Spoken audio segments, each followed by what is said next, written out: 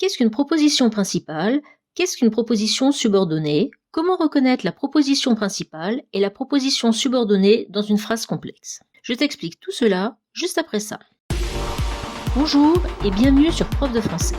Aujourd'hui, on va s'intéresser à la proposition principale et à la proposition subordonnée dans une phrase complexe.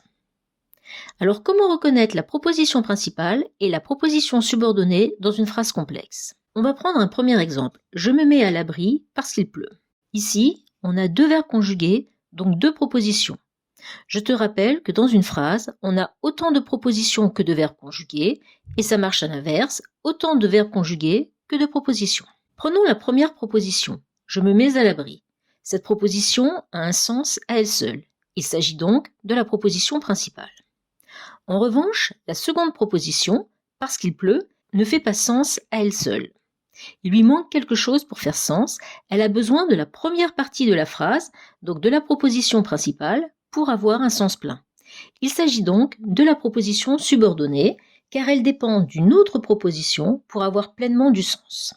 Donc pour se résumer, une proposition principale fait sens à elle seule, une proposition subordonnée a besoin de la proposition principale pour faire sens.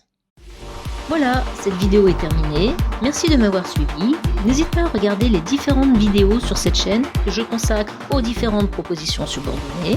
N'hésite pas à poser des questions en commentaire, j'y répondrai avec plaisir. Pense à t'abonner et à mettre un pouce bleu. Et à bientôt sur Prof de français.